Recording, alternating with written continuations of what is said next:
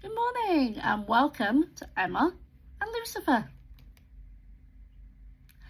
For my next video, I'm going to talk all about Disney pin trading and the do's and don'ts and what you need to look out for in the parks. Now, we found Disney pin trading in 2018 in Florida and I fell in love. I'd kind of got an idea of it the year before when I went in 2017, but I hadn't bitten the bullet and bought any pins. We found some lovely hidden Mickeys that year, didn't we? And we did some trades with cast members in Animal Kingdom and in Epcot. And it wasn't until I got home that I realised I need to get involved in this community. And I found some lovely groups on Facebook and I got a bit more knowledge of what I need to look out for. And it was then that I realised that the lovely pins that I purchased to trade in the Disney parks had all been swapped for what was now known as scrappers, which basically means I'd spent a fair bit of money to swap good pins for trash. Now I know, starting out pin trading, things like scrappers can be daunting. It is very hard, especially nowadays, to determine those fake pins. And the reason why that is because all the tells back 8 years ago when I started to pin trade are now unfortunately becoming more apparent on official Disney pins. I will go into a bit more detail on scrappers and fake pins a bit later in the video, but first of all, and I think we probably should have led with this, you could have told me you wanted me to figure it out for myself. Okay, fine. First and foremost, what is pin trading? Disney pin trading has been around officially for 25 years. And what that means is that you can purchase a pin or take any pins that you have to Disney parks and you can trade with the cast members. You can also trade with other park goers, but it's more encouraged to trade with the cast members. So for example, if I have this lovely Snow White pin, this is from a mystery pin from 2013. Gosh, that's quite a few years old now. 2013. Oh wow. This is a mystery pin. I could potentially then go to a cast member with pins on their lanyard and say, can I trade this pin with you? And they'll have that a selection and I can pick one. Sometimes they will have like a riddle or a surprise pin where you have to answer a question to get the trade and you don't know what pin you're going to end up with. I don't like that. The risk is too much for me. But I love the idea of being able to have swap shop in the Disney parks. Now obviously I fell in love with that in 2018. So when I got back from Florida, I went onto Facebook and went, I need to find some UK communities to be able to do this when I'm not in the parks. And I met the most amazing community. Now in the UK, there are some huge Facebook groups. They can be anything from UK only to European to fully international integrated. Now, the 3 pin groups I'm going to talk to you guys about today that I recommend for pin trading are Disney Pins buying, selling and trading with Pinsane Pins. Now, that group was one of the first groups I joined. It was newly set up when I started pin trading, and over the years the admins have changed somewhat, but they eventually were under new management from the people at Pinsane Pins. Now, Pinsane Pins are absolutely amazing. Laura Beth and Phil, their knowledge on Disney and just how it works and the pin trading is absolutely second to none. They are absolutely fantastic. They do have a Facebook page, Pinsane Pins. On that page they will run competitions, they have live sales, they have games, but they also make you aware of new releases that are coming up in Paris. They also give you information on events which are held at Disney World and California. They do offer at cost, so retail price pickups from Disneyland Paris, California, Walt Disney World, D23. I cannot fault them.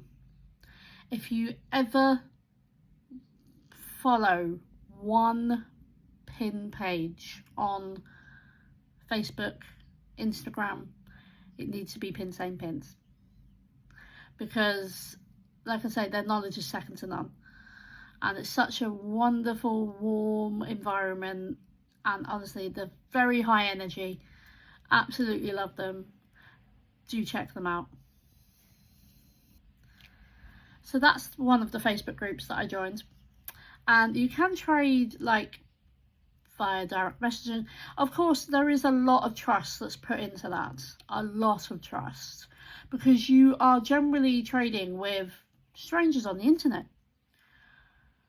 And obviously during lockdown this exploded because more people were at home and missing the parks and they want to pin trade. And then obviously they found the pin trading vlogs on YouTube, they found the pin trading groups, and the community just blew up overnight. Absolutely, it was overwhelming at the time, I'll be honest. You didn't know who was coming in the door, who you were trading with, but it was such a lovely, wholesome community during the lockdown. It just absolutely amazing. You know, we all made friends for life during that stage.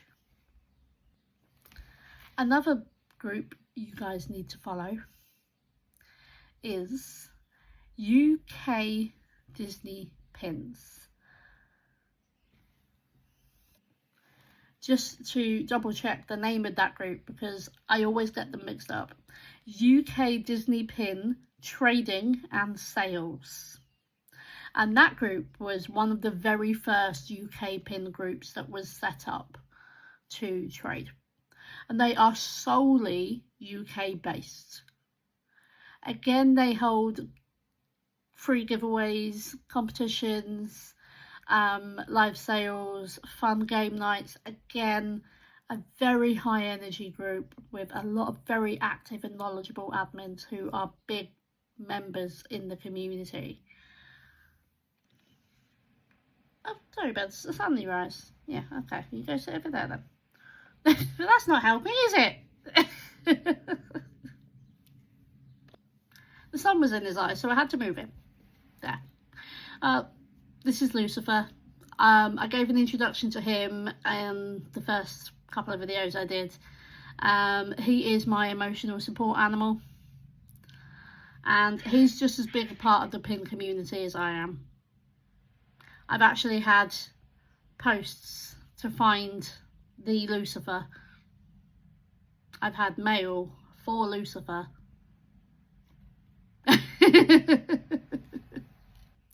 So that's why this page is Emma and Lucifer, because we are inseparable. Now, the third Facebook group I'm going to tell you guys about is a shameless plug. I will not lie. It is Pintopia.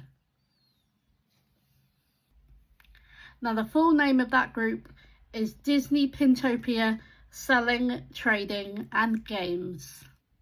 And why is it a shameless plug?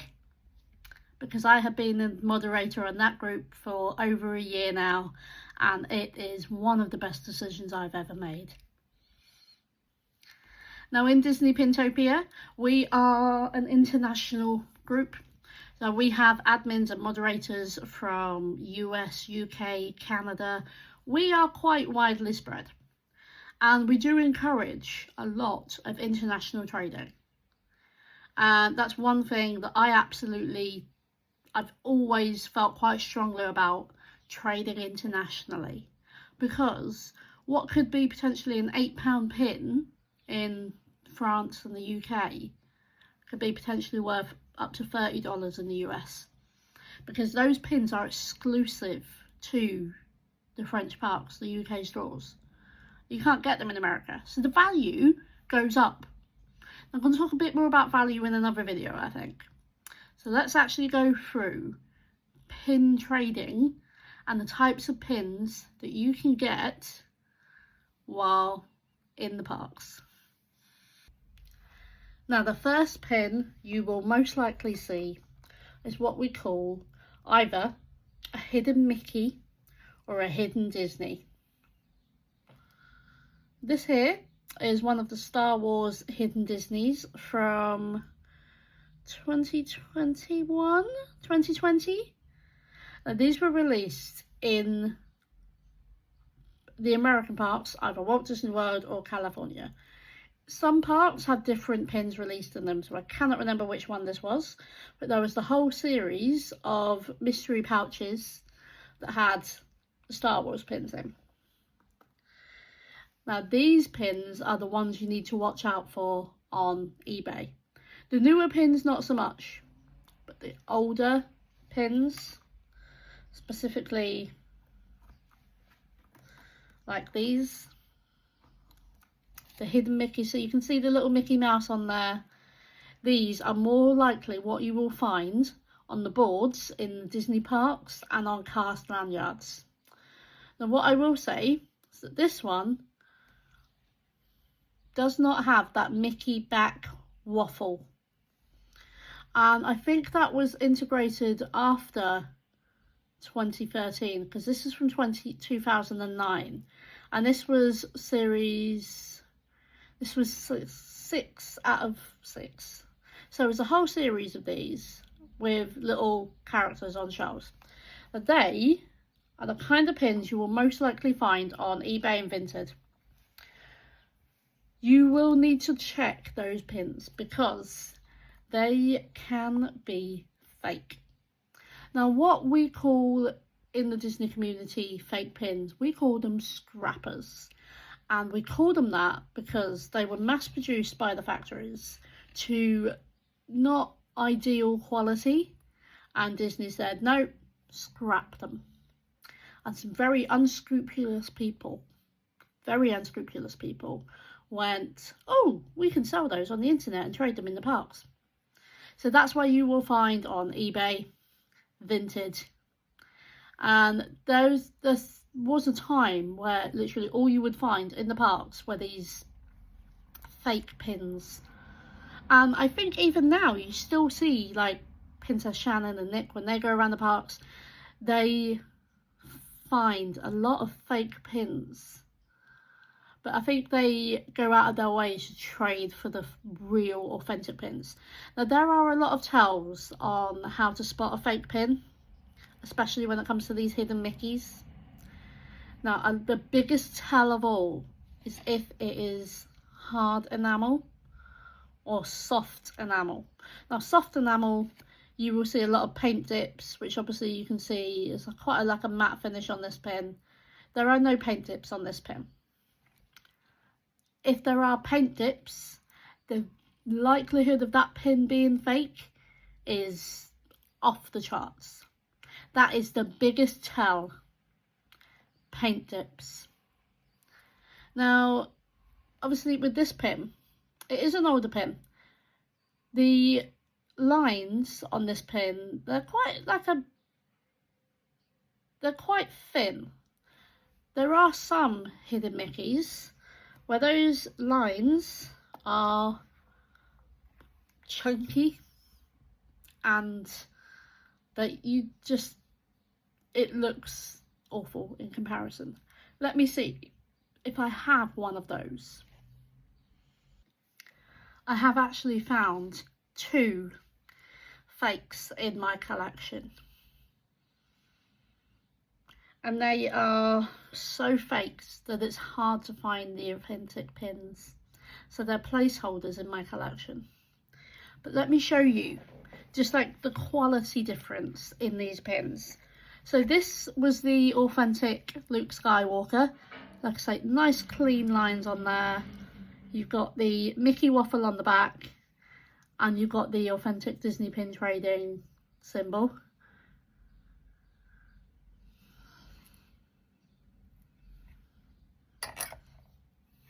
This one here was part of the similar series to the Max one, but you can see there's a slight difference, can't you? One is gold, one is silver. Also,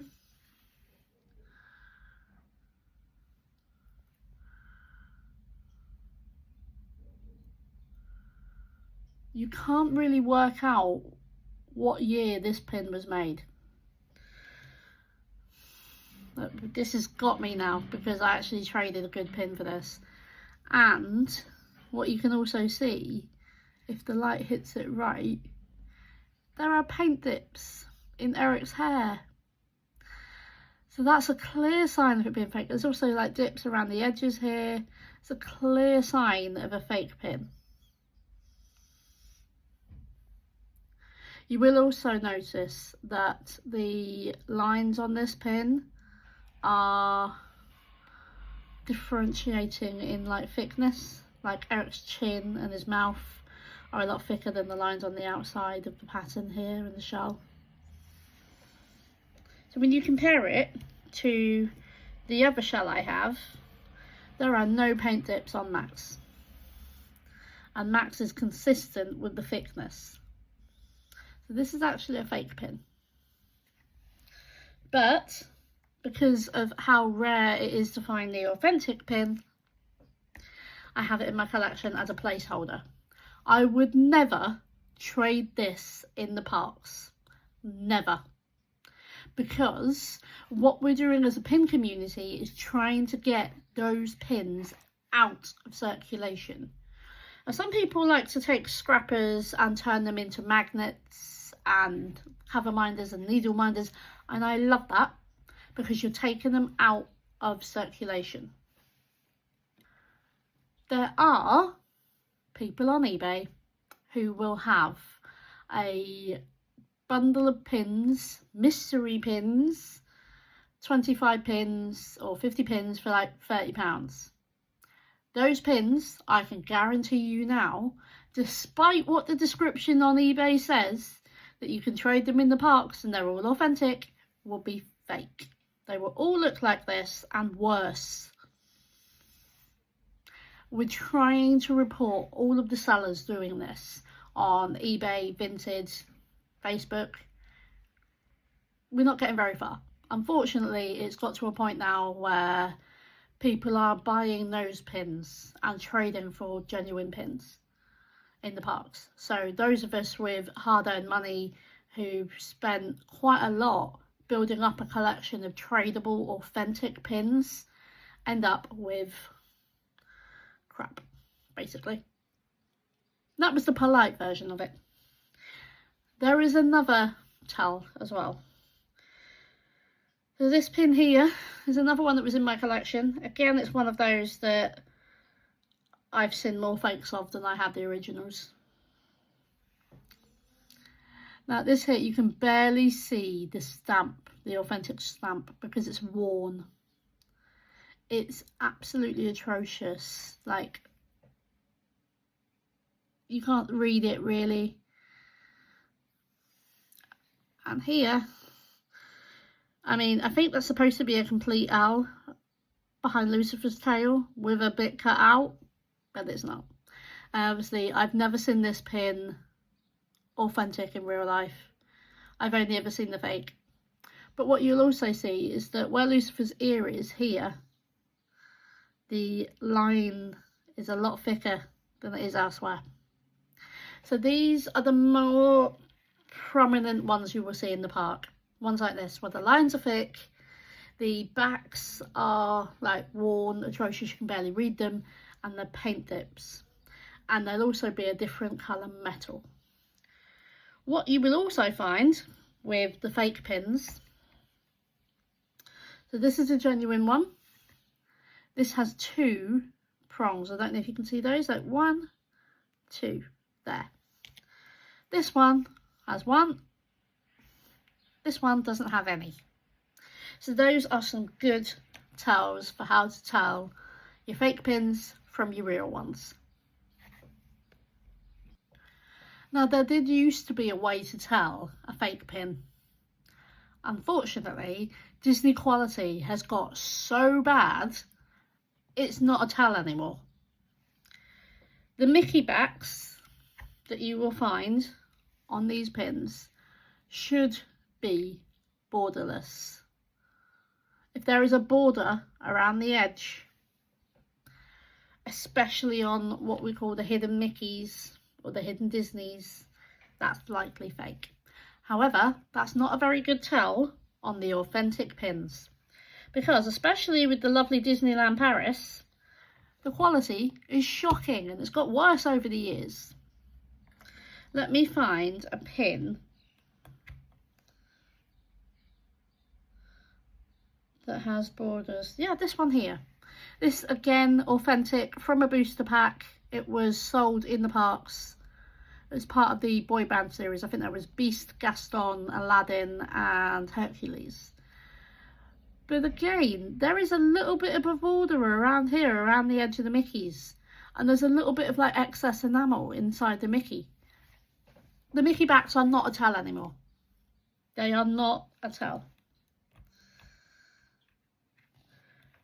But booster packs are great for trading in parks, because you get 4 or 5 pins. Also great for trading in parks, mystery pins. And what these are like a bag of pins where you've got 5 in a bag, which I think the price now has gone up to something ridiculous, like $35 before tax. Whereas in the UK, that'll be £28. It's a big difference. Again, these mystery pins, these are from the Pixie plush. And the more recent pins, actually, over the last year, did have this little crystal Mickey head. They were the more recent ones. I love these. Such a cute series, that one. But again, you've got the 2 prongs on that pin. And that's a good way to tell the genuine, the authenticity of that pin. There are other pins which can be traded in the parks. And that